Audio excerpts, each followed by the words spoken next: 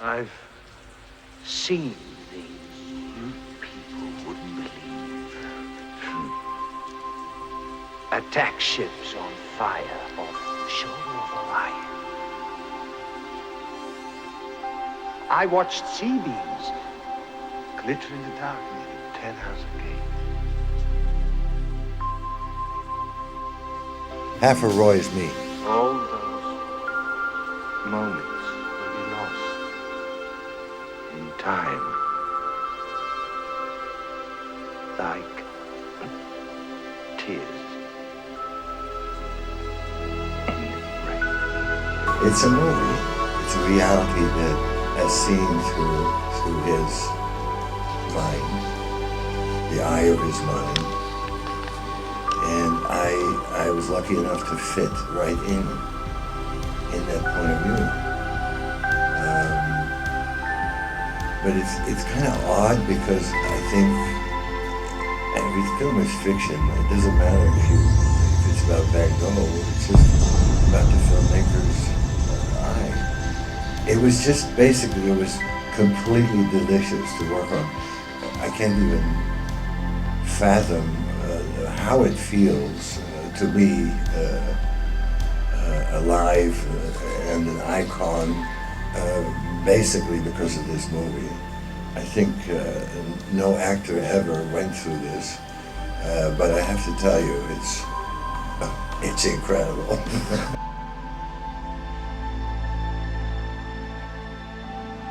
The audience has kept this film alive. When the film came out, it was out of the cinema, I think, in a week. A week for the happy few.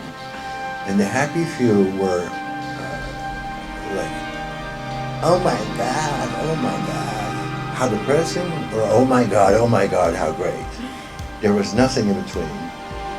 But you know then that there's something about this movie anyway. I never doubted that this was a really sexy, erotic, cartoon, opera, interesting movie. But it was ahead of its time, if you can say that. It was 30 years ahead of its time.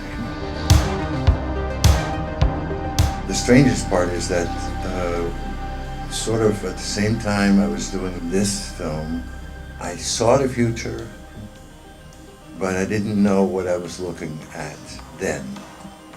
But I've seen it. I saw it, and you can only say that when you look back. That's the weird thing.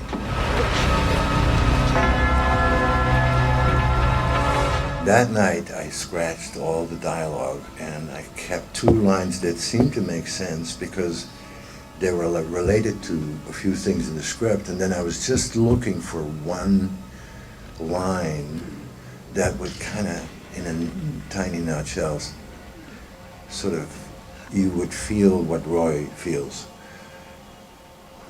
which of course is impossible, right?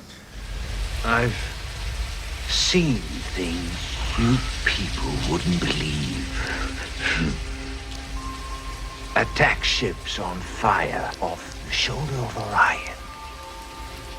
The one phrase, that one line, it didn't come from me. It came from the poet in me, and there was a poet in Roy, which doesn't make sense, but there was, right, in the programs. By coming up with that one line to conclude Roy's quest, I was also anchoring myself as an actor in my own, in my own insecure way. And for an audience to carry that, for 30 years with such love, I mean, it cannot really get any better, It cannot get better. Never. It can't get better. This is one moment, and this is 30 years later, and it's still the same moment. It's ridiculous.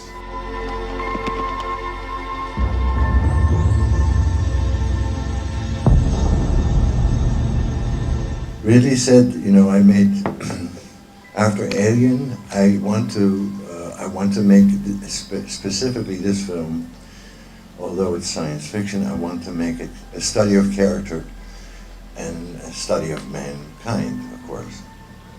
And whatever you feel you can add that makes it more interesting or funny or complex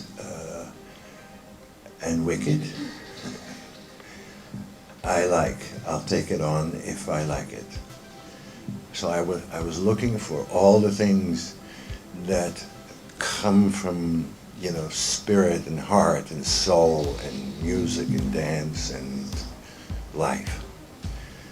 And so I did end up feeling that he allowed me to give half of me and my, let's say, craziness to the part. So, and that's why I say half of Roy belongs to me, or half of me belongs to Roy.